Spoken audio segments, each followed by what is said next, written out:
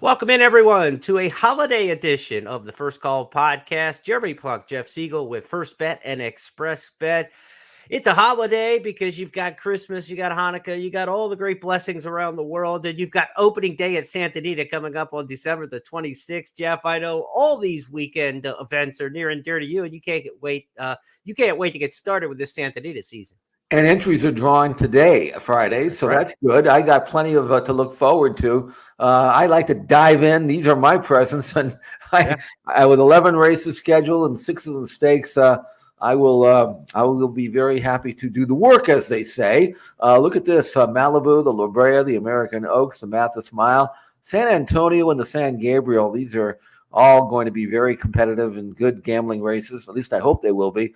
And then, so we'll be doing that today and Saturday, and then maybe we'll have them posted for you on Sunday. Give you a couple of days head start at Express Bet. So we'll have that done for you, and you can look at that and do your own handicapping and be prepared for what should be a great opening day. Let's get psyched for opening day at Santa Anita. Time is measured differently here.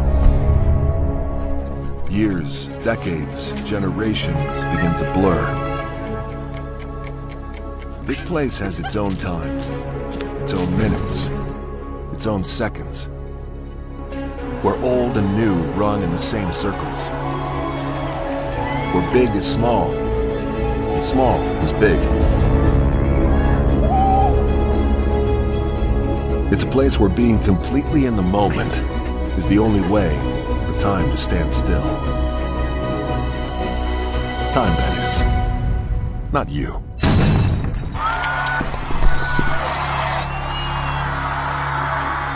In this place, your moments are yours to play, however you want. Santa Anita Park, the timeless playground.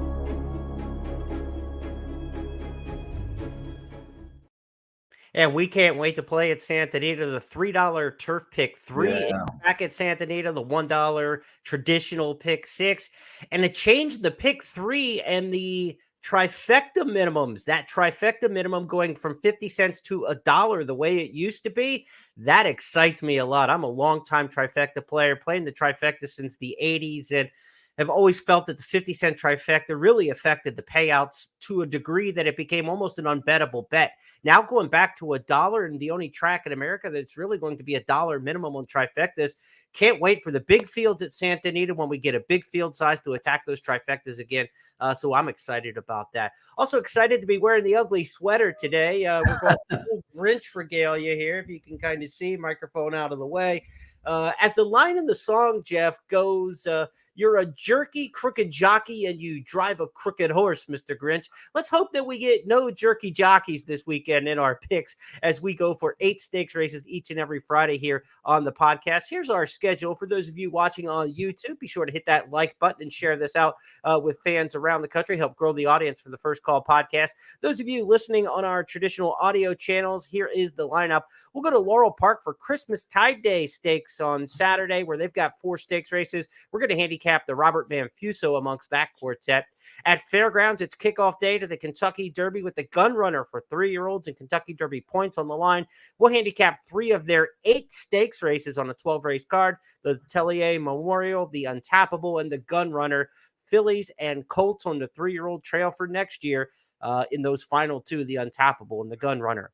To Gulfstream Park on Saturday for a big Saturday in the championship meet. Early go here. The Tropical Park Oaks, the Sugar Swirl, the Mr. Prospector, and the Tropical Park Derby, all part of our schedule. We will handicap those 8 stakes races. We're also going to get a little drop by from Eddie Olczyk later in the show to talk about his top plays on the Saturday card. His hat trick is ready to go for Gulfstream Park. So Jeff and I, we're going to handicap these 8 stakes races. Let's take our attention to Laurel Park, Jeff. The stakes on Saturday, called the Christmas Tide Day Stakes. They've got 4 of them overall on the card in Maryland. Race 4, the Willow on the Move. Dave's Friend is the 6th. The Carousel for the Distaff Sprinters in the 7th. And the Robert Manfuso, race number 8, 1 mile and a 16th on the main track. That's the last of the stakes races we're going to talk about. Who did you like in this race? I liked Awfully Cool. I mean, there's a lot to like about him.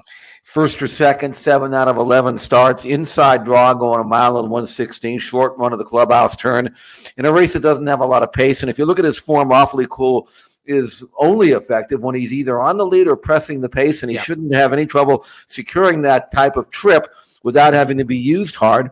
Overmatched in the Cigar Mile over a muddy track he may not have liked, but I'm certainly probably more glad he didn't like the competition. That was a really tough race. But if you go back 2 runs back at Parks, 2 turns, he was very impressive. Earned a 97 Beyer speed figure, and that's good enough to beat this field. Back with his win rider as well for a high percentage outfit. Number 2, Awfully Cool, has much going for him, really shouldn't have any excuses.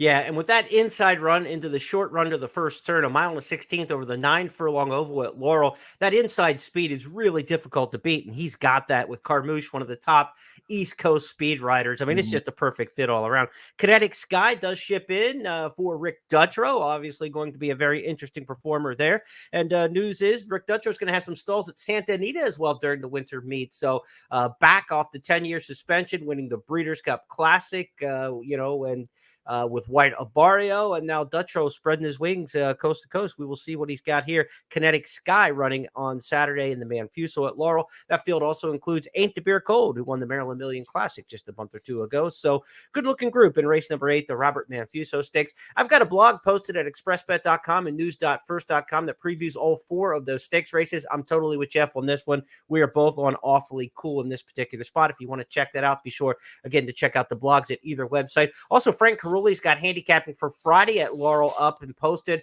That's significant because the late pick 5 has a $13,000 carryover. So you've got some carryover money coming into the weekend. Check out Frank's blog for the Friday pick 5. Next up, let's take our attention to Fairgrounds in New Orleans, where it's the kickoff to the Kentucky Derby Series. 8 stakes races, 12 race card. They're getting an early start in New Orleans. We're going to start our handicapping in race number 7, Jeff, with the Letellier Memorial. This is a 6 furlong sprint for the 2-year-old fillies. Tell us who you ended up with in this spot. Well, if you go strictly by speed figures, Helena's Forte should be tough here. Broker Maiden, first time out at Churchill, did it in style. Came back in a much tougher spot and actually ran well, even though she got beat that day. She was 6 clear of everybody else, so she actually ran a winning race. Now she's a first-time Lasix user, and that might help. I don't see why I wouldn't. She's got a couple of nice breezes since the race, so she's obviously healthy. Jock knows her well. I don't know if 2-1 is any kind of great price, but she does look pretty solid on form. And if she runs back to either one of her first 2 races, Helena's Forte looks like the one to beat here at Fairgrounds. She ran into a good one. You almost had me for Brad Cox last time at Churchill. Let's take the fans back to see that one. Went down inside. You almost had me wide open. Top of the stretch. Helena's Forte. You almost had me coming up the rail. Helena's Forte. You almost had me 1-2 furlong to go. Helena's Forte's digging in. You almost had me trying to wear her down inside. Helena's Forte. You almost had me. You almost had me. Got it. Right on the wire, rode the rail to victory over Helena's Forte. Then it was either Fibber, Saratoga's Secret, Mare's Girl, or Field. That was the Fern Creek Stakes back in Stakes Company in the Letellier Memorial. Helena's Forte, the top choice in here for Jeff Siegel, race number 7 at the Fairgrounds. To the 9th race we go next Saturday in New Orleans. It's the Untappable Stakes, named for the excellent Kentucky Oaks winner from several years back. I guess she was the early 2000s. Untappable, mile 70 yards the distance here as the road to the Fairgrounds Oaks gets underway in earnest in this 100 grander. Jeff, not a big field in here, just a field of 6. Who'd you wind up with? I went with West Omaha. I liked her last week when she was going to run in Remington, but she had to be scratched, as all 4 of the Brad Cox runners who were shipped there had to because of a medication mistake. But West Omaha has got that classic 2 sprints and a stretch out pattern that I always like. Plus, she looks like she's got the style of stretch out and certainly the pedigree. So on the outside, Rosario can kind of pick his spot. He can either bust out and go or kind of take a hold and stalk. There isn't that much speed drawn inside of her, so he probably has the option of doing that. I think she's a pretty decent filly, which is why I liked her last week. No reason to not like her again here. So I like at 5-2, which I think is a price that I would accept. West Omaha, to me, should be able to win this race. She made a big move in her second career start. That move forward with Travis Stone on the mic. Let's go back and take a look at it. The top of the stretch together, West Omaha, cut the corner, grab the upper hand right off the turn, pun intended, fights on. Down the center is Pula. Hey, Olivia's coming up the rail. There's one furlong to go. West Omaha has put away, pun intended. Pula's outside, Bang Bang Fury. Hey, Olivia, everybody chasing West Omaha, who's clear by 4. And it will be West Omaha, the winner on the wire. Pun intended. Interesting note in that race, you've got Fibber in the Untappable Stakes coming out of the Fern Creek, the race we had just seen, talking about horses in the Letellier Memorial going short. So we'll see Fibber, the third place finisher behind Helena's Forte, a distant third place that day, stretching out in distance for the first time. If you're looking for an alternative, maybe to the Brad Cox trainees, West Omaha and Alpine Princess, maybe Fibber one that you want to keep an eye on for trainer Brett Calhoun. To the 12th race now, the feature on the program on a 12-race card at Fairgrounds Saturday, the $100,000 Gun Runner Stakes. This is the first of, 4 legs towards the Louisiana Derby Series. They'll end up with the LeCompte, the Risen Star, and the races all get longer in distance as we go at Fairgrounds. They start the series at 1.16 in the Gun Runner, and Jeff Nash is going to be a standout favorite in here off a big win last time out. Is it him and everybody else to this point? I would think so, based on his very impressive maiden win, just his second career start. Did it around 2 turns. What I liked about him is that he broke sharply, made the lead, was very relaxed, and then when asked to kick clear, he responded like a good colt. 97 bar number is what it will take to win grade 1s or grade 2s this spring, so he's already there, granted with a pristine trip. I don't know whether he wants to stalk, pounce, and go, or whether he needs the lead to win. But in this particular case, based on the projection, he probably will make the lead if he wants it, and then he'll go about his business. But it's amazing. Medaglia d'Oro has been a tremendous stallion for 20 years now. I remember him and Candy Ride going at it in the Pacific Classic, and they're both going strong. It's really kind of a rivalry that's gone 2 decades now, and they both keep coming up with runners for sure. And Nash looks like he's going to carry Brad Cox a long way if he can verify the visually impressive performance that he had when breaking his maiden. Let's go back and take a look at that, and we'll discuss his pedigree a little bit more on the dam side. They're off the turn. Nash is cut loose now. Nash, the lead is 3. Now it's 4 for Nash. Just a Freak and Nyquist Frequency and BU, they're all in a battle for second. Oh, look at Nash go. 9 lengths in front with 100 yards to go, and it will be Nash from start to finish, geared down on the wire. That was the back end of 1.16 and I wanted to mention the pedigree here because the damn Sarah Louise for Nash was a very good sprinter. So you might say, well, I've got some questions whether this horse will go long.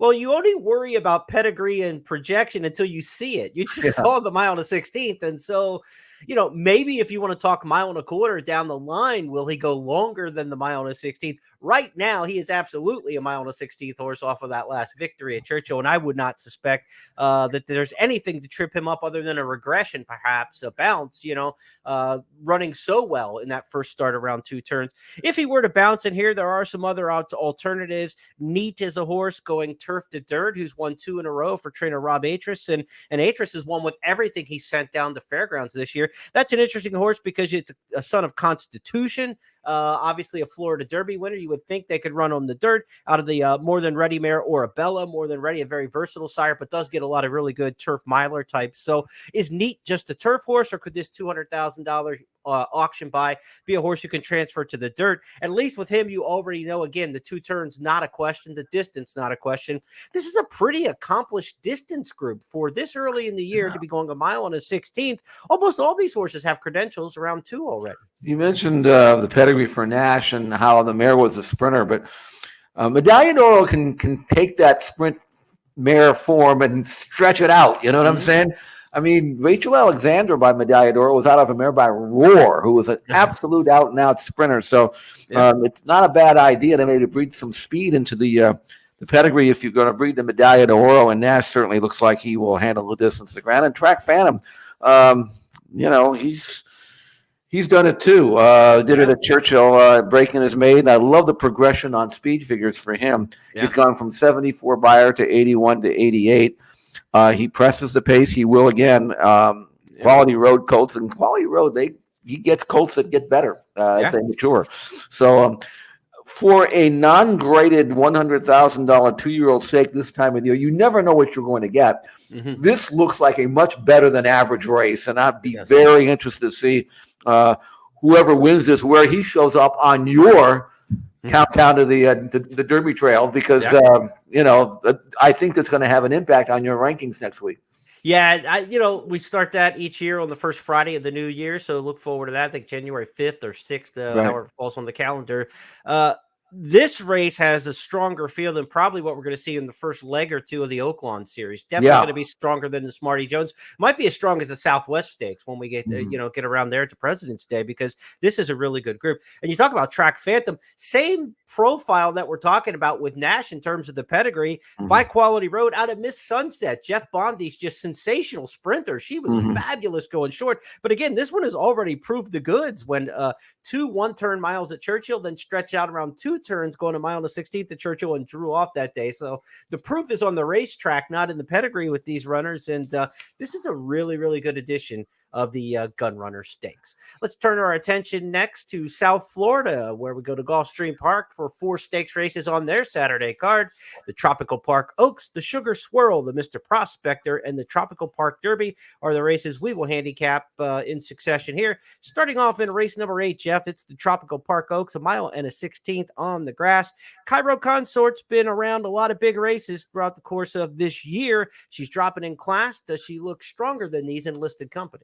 She does, and she was asked quite a bit early in her 3-year-old season this year. I mean, you look at the form from January to May, and she was knocking heads with some really good fillies, and she never backed down. I mean, she was a little disappointing in the Edgewood in her most recent start on Derby weekend, and then she was put away. But she comes back with a series of very good works at Palm Beach Downs. If you've ever seen works there or been there, you know that's a pretty deep track, and the way Todd trains them, He doesn't usually work them long on that track. What he'll do is he'll work them 5/8 and let them gallop out all the way around to the clubhouse, turn into the backstretch. So they get a great foundation there. I have no doubt in my mind that Cairo Concert is going to be plenty fit over a course that we know she likes. 2 out of 3 last winter and winner of a grade 3. So from an inside draw, I think she just outclasses this field. Cairo Concert. It's a good-looking bunch. Breath Away is a horse who won the Sanibel Island here back in April. We saw that one on Preakness Day in the Hilltop Stakes. Then you've got 2 for Chad Brown, Implicated, who won the Pebbles over Startup Mentality, beating just 3/4 of a length in that same race at Aqueduct back in November. So a couple Chad Browns. You got Clement with Breath Away. So if you like Cairo Consort, you say, oh, it's Irad and Todd. You're not going to get any kind of price on that one. You've got some other big-name connections in here that might be able to help with that price. Yep. And maybe the layoff off since Derby Day and the Edgewood or Oaks Day. Maybe this is one that, maybe the public will not respect as much quite as you would think coming off the layoff. And maybe you'll get a little bit better price on that one. Cairo Consort, Jeff's top pick in the Tropical Park Oaks. To the 9th race, we go at Gulfstream on Saturday. It's the Grade 3 Sugar Swirl Stakes. These are distaff sprinters here. Fillies and mares going 6 furlongs on the main track. Who'd you end up here?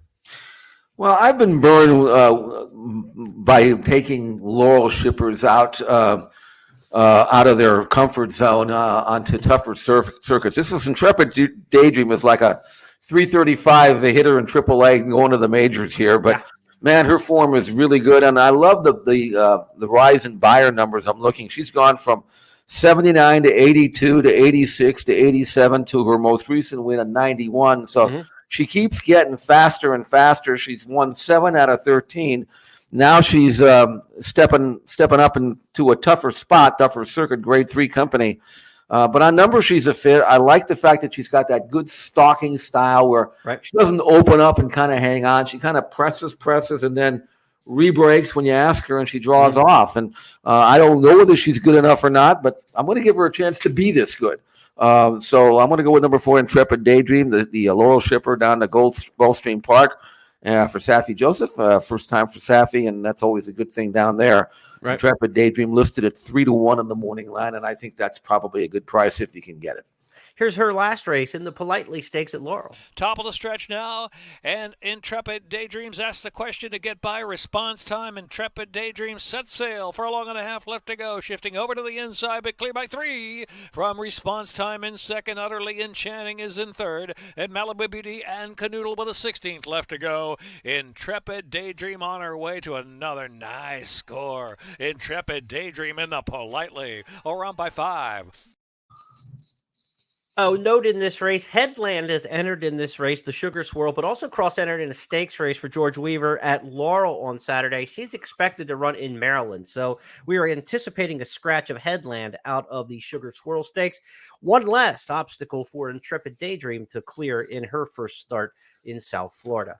Let's go to the 10th race on the card Saturday at Gulfstream. It's the Mr. Prospector Stakes. This is my Express Bet race of the week. You can get my full analysis of this race in the email newsletter each week sent out by Express Bet and First Bet. Be sure to go to those sites and sign up for that. Jeff, this is a race where 4-year-olds have won this race 6 years in a row. So if it's as simple as that, there's only one 4-year-old in the race.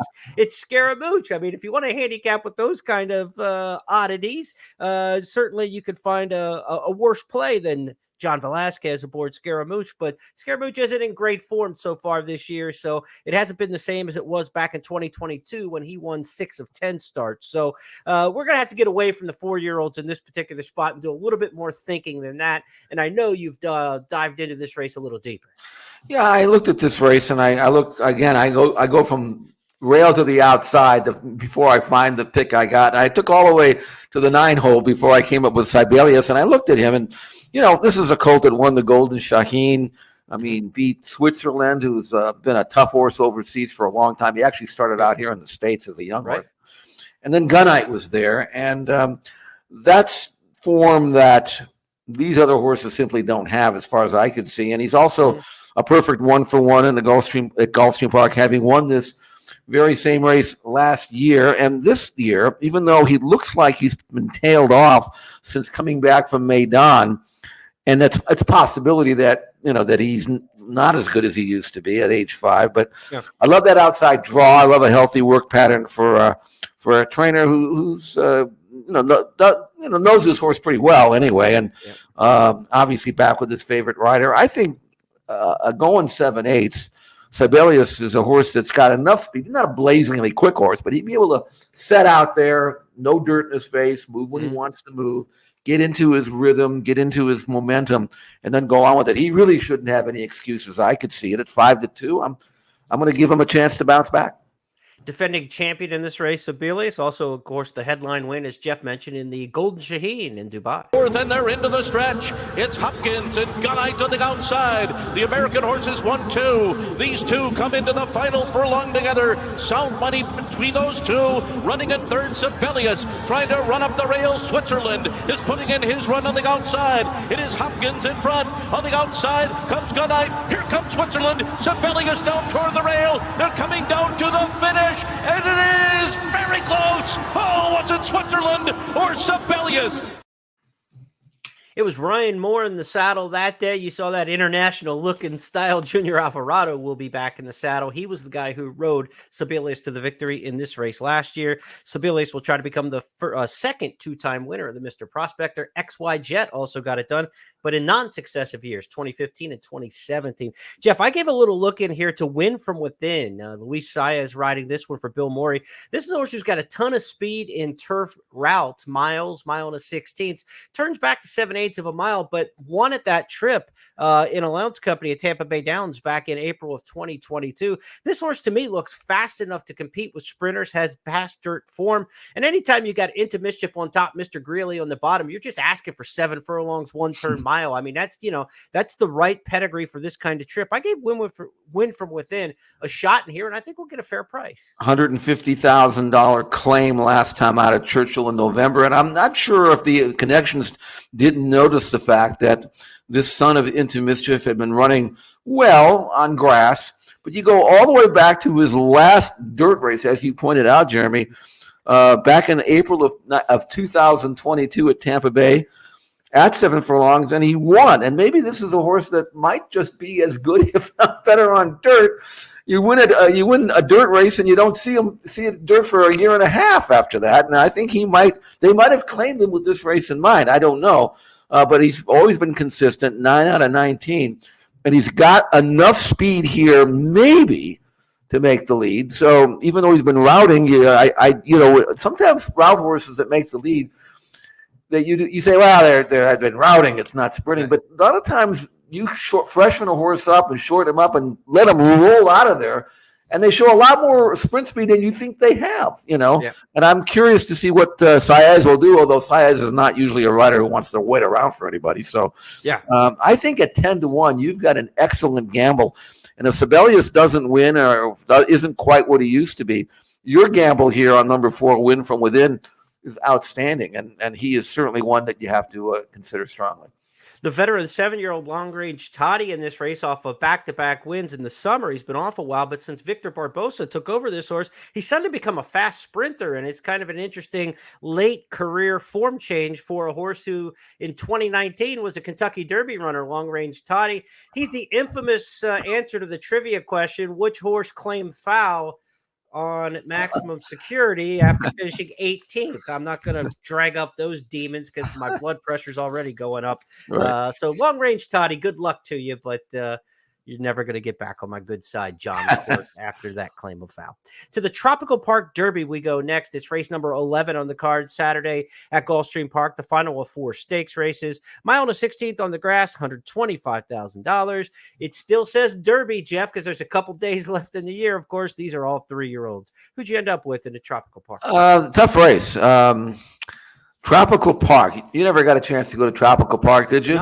No, I didn't either. South Florida. I think it's now a park of some sort. I don't know. But when I say park, I mean like a playground or something. But anyway, I went with Ohana Honor. He had a 2-race. It took a while for him to figure things out. Finally broke his maiden. Came back and won an allowance race stylishly at Colonial. You might say, well, okay, but he wasn't beating anything. But in the Giopani, I thought he ran really well. He was second that day to a very good colt in Northern Invader.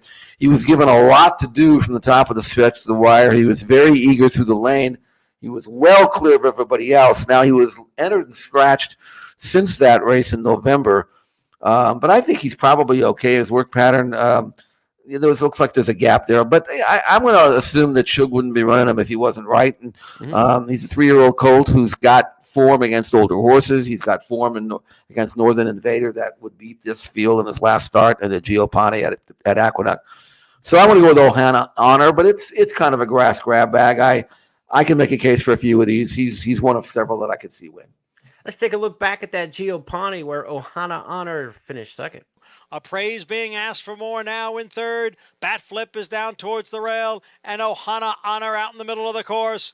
Northern Invader is the leader here. Now, Northern Invader spurts clear to lead by 2.5, 3 lengths with Ohana Honor now moving into second.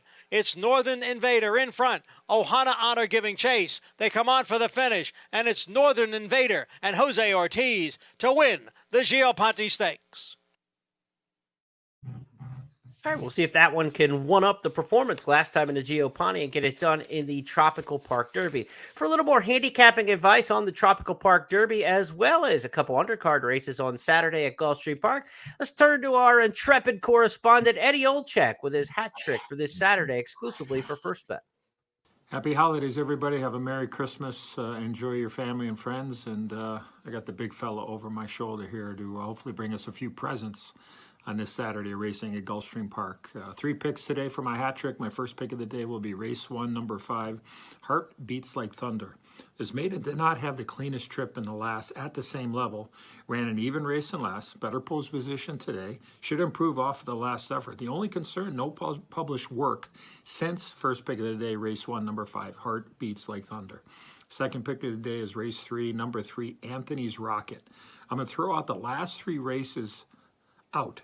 1 on dirt, 1 to 2 turn race, and 1 too high of a class. I know I'm digging here, but the maiden win 4 races back on Topeka at this distance is good enough to win. Should get a fast pace to run into. Second pick of the day for my hat trick, race 3, number 3, Anthony's Rocket. And my last pick of the day, race 11, number 7, Super Blessing. In an absolutely wide open race, in my opinion, looking for a horse that looks to have tremendous upside. In his first career start on turf, finished 3rd up at Woodbine, and also he had a few potholes in that race. Bred for the distance, has hit the board in 5 of 6 career races. Absolutely worth a shot in here. My final pick of the day for my hat trick, race 11, number 7, Super Blessing. Happy holidays, everybody. Thank you, Edzo, and happy holidays to you and yours as well. Jeff, we've got a big day at Gulfstream on Saturday. There's some $80 handicapping tournaments throughout the course of the weekend at Gulfstream and feeders towards the Pegasus World Cup Betting Championship. So fans who like to play the handicapping tournaments have several chances this weekend at Gulfstream. One of the few tracks, in fact, only 2 thoroughbred tracks running on Christmas Eve will be Sunday's card at Gulfstream, as well as Tampa Bay Downs. Last week, when they had that torrential rain in the second half of the card was canceled, the Alan Jerkin Stakes was canceled. That has been rescheduled for Sunday. Different lineup, so rehandicap the race, but that is part of the Sunday offering. So be sure to check that out. And of course, this weekend at Gulfstream Park on Sunday for Christmas Eve, we've got a special $10 money back special when you bet with First Bet and Express Bet. So if you're win betting any race Sunday at Gulfstream Park on Christmas Eve, run second or third, a little extra money back in your stocking up to $10 on those money back specials for second and third place finishers in the form of wagering credit. So a big weekend of racing coming up, and then it extends. It's almost like a 4 or 5 day weekend as we go all the way to Tuesday with the opening at Santa Anita.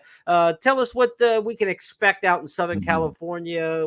I think you had some rain early in the week, but we're going to get that out of the way for us. It's rained the last 3 days, and whenever it rains in my neck of the woods up here in the hills, the power goes out. So it went out at 1:40 in the morning. I was really kind of afraid that it wasn't going to get fixed until after the morning, which means I wouldn't be on the show. You made it. 6:30 in the morning, the lights went back on, so I was happy with that. And the rain still is going to be with us here, but no training the last 3 days at Santa Anita. The main track has been closed, but it should clear out tomorrow, and then beautiful weather. Good. Sunday, Monday, and then opening day Tuesday. So looking forward to that. I'll have a lot of stuff on the website, expressbet.com, also santaanita.com and xbtv.com. Analysis, wagering strategies, videos, workouts. I'm going to really concentrate on the best rolling exotic for the day. It could be anything. It might. I'd like it for to be, because I like gambling on the grass. The pick 3, all turf pick 3. But if I find a daily double or a 5 or maybe even pick 6, you never know. So it'll be my choice. So check that out. We'll have it on the day before, so you can prepare your handicapping at expressbet.com for members there. So looking forward to the entries again today. I want to dive in immediately and then do all the research and that it requires. The 11 races, it's not something you can just blow off. You got to work, and it's a labor of love. So looking forward to that today.